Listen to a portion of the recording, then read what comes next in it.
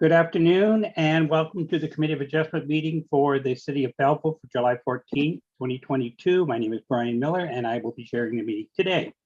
First order of business is any pecuniary interest by anyone on any of these applications today. I'll take that as a no. So our first application today is an application for minor variance and consent A17, 22, 19, 22, B22, B21, 22, B22, 22, and it's 57911 Trip Avenue in Belleville.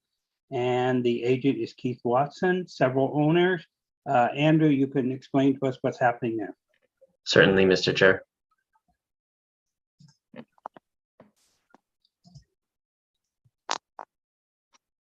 Perfect.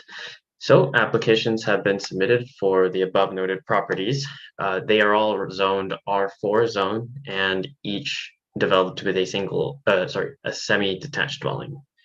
The proposed applications will separate and permit each of the semi-detached dwelling units on their individual lots, while the minor variance will be recognizing the existing setbacks for existing side yard entrances located on the north and south sides of each dwelling unit. So for the retained parcel for the 5 Trip Avenue, which is the northmost parcel on the presentation slide here, the minor variance also requests that the remaining frontage be compliant due to the daylighting triangle, and also proposes a triangular shaped right-of-way so that they still can maintain access off of Trip Avenue without going over that daylighting triangle. Staff was contacted by a resident who lives on one of the properties with questions about the applications, and I believe that correspondence was also forwarded on to you, and I believe she's in attendance. Back to you, Mr. Chair. Thank you. Okay, is Mr. Watson or Jennifer with us today? Jennifer is in attendance and being promoted to panelist.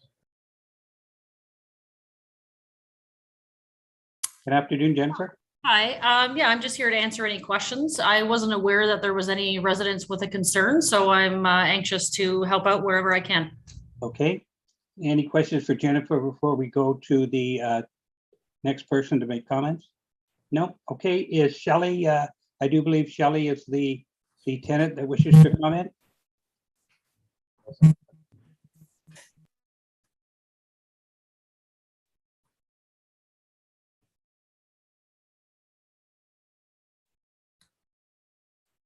With us, Shelley?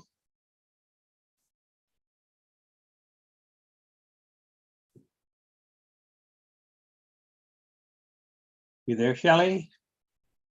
She's on mute. I apologize. I was muted. Didn't realize that. Okay, so you are Shelley Abrams and you are a tenant at one of the... Yes, I live at 11A. At 11A, okay. We're just all really curious as to these minor variances. If somebody could help us understand, we were told that we would get documentation. It was supposed to have been mailed out in June and nobody has received anything. You know, about the landings and stuff like that. If somebody could just explain to us exactly what is happening or what is going to happen. Okay, maybe Andrew, you can address that. So yeah, unless Jennifer would like to tackle this, I did send you an email about the scope of the application. Basically, the applications are just here to recognize the existing development, but to split the 2 sides of the dwelling onto different lots as it's defined as being for the semi-detached definition. Internal landings are not going to be affected by the minor variance. The minor variance themselves is actually more about the external landings that are on the outside, which are, say, too close to the north and south property lines. But there'll be no change to those, correct? The purpose of the minor variance, through to the chair, the the minor variance, its purpose is to allow those to continue As is. as they are right now, yes. Do you have any other questions, Shelley? I do. I have one more just about the size of the properties. Now, I said in your documentation, of course, I'm not, up to par on any of this kind of stuff, but it says the back, the frontage is to be 9 something and the back is to be 374. How does that affect our properties? I, for some reason, have the biggest lot, the biggest backyard. So is that going to affect our yards? Andrew? So through to Ms. Abrams, through the chair, as I was explaining through my correspondence, I was just curious of like, do you currently share your backyard with your neighboring tenant at A and B, or? My neighboring tenant has a chain link fence up that she put up herself because she had a dog. Right. But no, like we don't share because of that chain link fence. If she had to put up a fence, then yes, I guess we would be sharing the backyard. Through to the applicant, to Mrs. Matthews, does the proposed lot line on these lots follow the existing fence line in the rear? I don't have that information right here in front of me. The fence line, I would assume it's probably pretty close, but I don't have the exact location of it at this time, no. It's just gonna be the projection of the party wall. So Shelley, your question really is that fence that your neighbor put up, is it on the lot line, the new lot line that will be established once these are severed? More of my concern is that, as I explained, I have the biggest backyard for whatever reason. Like my backyard goes from, of course, the house here, right straight through to the next fence, which would be, I can't think of the street name, it's off of Pepper, where nobody else's goes to that fence. For whatever reason, before we moved in, we asked to have a shed put in our yard, and the maintenance at that time had cleared out the back spot, which again gave us more property than the rest of the units have. That is my concern. Am I going to lose some of my backyard? Do you Because own, yous want all of the backyards, or the owners want all of the backyards, the way that I'm reading the papers, all the same. Am I going to lose some of my backyard? Jennifer? Do you, So what we've done is we've gone the existing building, we've gone from the party wall, the center of the party wall, straight back to the rear lot line, which would be the western limit. So what we're looking at is ownership, and that's how we're splitting it, is the center line of the party wall. So whatever the backyard is, as far back as our client owns, that will not change. so the depth will stay the same? Yeah. Okay, thank you. I was just Shelley, curious on that. Shelley, do you own this or are you a tenant? No, I'm a tenant. Okay, all right. All righty. Any other questions, Shelley? No, that's great. Thank you. Okay, thank you. Jennifer, any more questions, comments? Any of the board members wish to make any comments, questions? Bill? Yeah, thank you. Through the chair, do we have current surveys for each of these properties? So that there's no ambiguity in terms of where the lot lines are? Jennifer? We have a survey on each individual parcel, but they will be further surveyed once this is approved. There will be a survey with bars in, and it'll be clearly marked where the lot lines are between all of these 8 units. Okay, so It is a not- supplemental question if I can then, Jennifer. So if this existing fence is outside the property line, will it be moved? I would say that the western limit cannot be moved if that's the fence that Shelley was speaking about, because that's the rear limit of our client's property. We won't be able to move that one. If it's the one that comes off the party wall to split it, if there's room to shift that, we may be able to shift it slightly to accommodate a fence. Okay, thank you. Okay, any other questions or comments, concerns regarding Trip Avenue? Andrew? I think Sue Oh, has Sue, a question. sorry. Hi, is it fair to ask why this is happening, or what's the purpose in dividing these up for subsequent sale, or? I would think so. Jennifer? Yeah, I don't know for sure. I think one would assume maybe it's heading in that direction, but I certainly can't comment for sure. We've just been hired to do the sketch and submit the applications to split them. What happens after this is really, we're not really privy to. Andrew?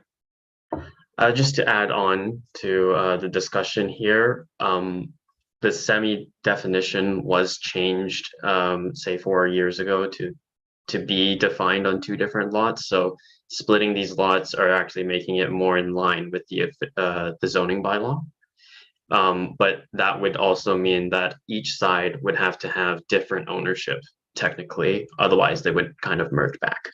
Mhm. So whether that be a named company or a relative of the person who owns it, that the ownership would have some sort of change, effective change, but we can't predict what the owner would like to do in the future. All right. Any other questions? Sue? Do we know if each of the individual units are rental properties, or is that fair to ask as well? They are all rental properties. All of these owners don't live right here in this area, so they are all rental properties. That I do know. Hmm. Which really has no bearing on the fact that, you know, they're being split. They can legally be split. If it's okay, then whether they're owners or one owner for the whole building, or there's going to be 2 owners, it's not going to really make much difference at the end of the day. Well, you're factually correct, but with what's going on in our city and housing and all that stuff, I'm concerned, but I guess it's not relevant. Yeah, they could still be rentals, or they could still, the tenants maybe can purchase it. So I don't know what, as Jennifer says, we don't know exactly what the end result's going to be. It's just the fact that we're here to say yay or nay to dividing these into 2 different units. Glenn? Yeah, just through the chair to Sue, I understand where you're coming from. I'd be more concerned if they were taking 2 separate lots and with semis on each side and unifying them, you know, which means they probably go ahead and turn it into a single family dwelling. Thereby we'd lose a rental property. I think in this way it's preserving 8 rental properties and simply just redrawing the lot lines so that from an ownership perspective, it's clear as to which land goes with each house. Mm-hmm. And I'm good with that.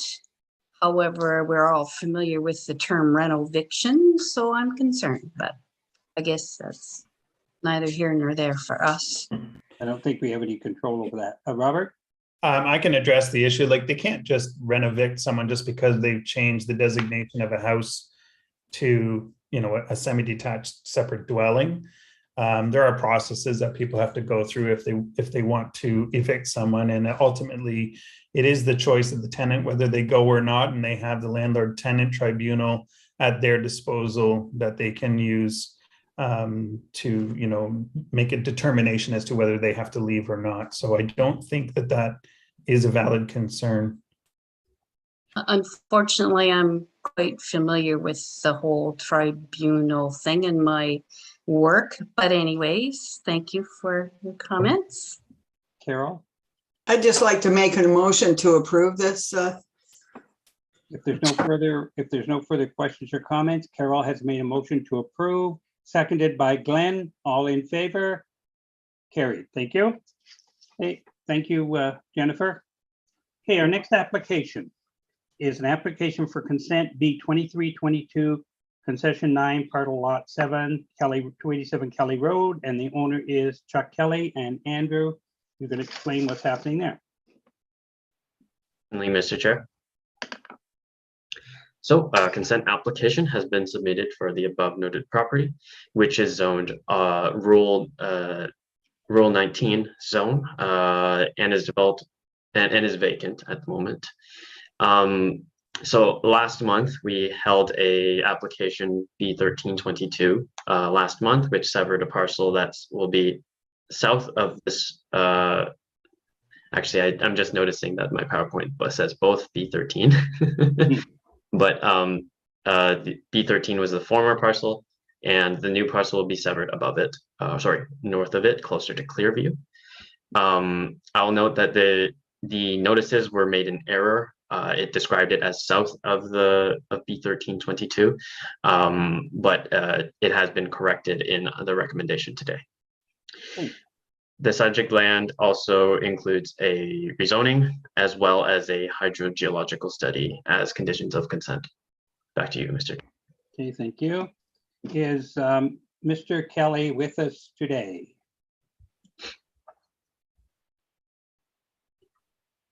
Yes, I'm admitting a Chuck now.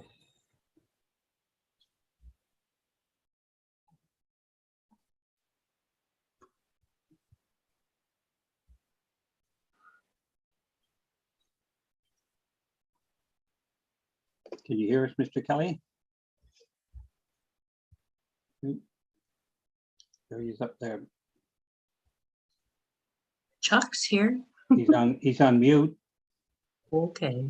Is that Mr. Kelly? Yeah, Okay. his hand up. There he is. So do you have any questions, comments regarding this application? No, I do not. Okay, does anyone have any questions for Mr. Kelly regarding this application? So basically, we approved one lot last month, and then this is your second lot next door on the same property, right? That's right. Okay. And I assume there is no one else from Kelly Road that wishes to comment. If there are no further questions or comments, a motion by I will. Bill, seconded by Sue, all in favor to approve? Thank you. Okay, that completes that part of the applications. Thank you, Chuck. Confirmation of the minutes of a regular meeting of June the 16th. Motion by Carol Merrill, seconded by Bill, all in favor to approve the minutes? Carried, thank you. Other business. The question came up about when we were going to return to in-person meetings.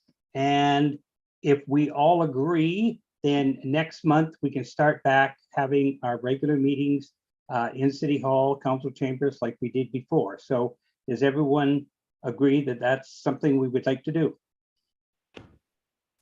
And show of hands. Yep, okay, that's good then. So our next meeting, Andrew, we will be in person in City Hall at 3 or 3:30, whatever happens for that month. Is there any other correspondence? Andrew, Greg, anybody? No? Anybody else have any questions? Robert? I do. Who is Eric? Oh, So I was thinking that. Nice to meet you, Robert. I can Hi. introduce Eric. Eric is the new policy planner in the policy planning section. He'll be working closely with me and Tom, and he might be able to take on a few applications and make presentations. So he looks forward to working with us, and well, hopefully everything will be smooth sailing like with this one. Good. I thought we had a member of the public eavesdropping. I'm like, I don't think this is supposed to be open to the public. he's the new kid on the block. Yep, we get on the block. Okay, any other questions, comments before we adjourn? Our next meeting is August 19th at 3:30, as far as we know, unless we have something else. So we will be at City Hall at that time. So without any further ado, an adjournment by Glenn, okay, second by Robert. Okay, thank you very much. And our next meeting, August 18th. Everybody have a good next few weeks and we'll see you next month. Right. Thank Bye, you. folks. Bye, folks. Hi, everyone.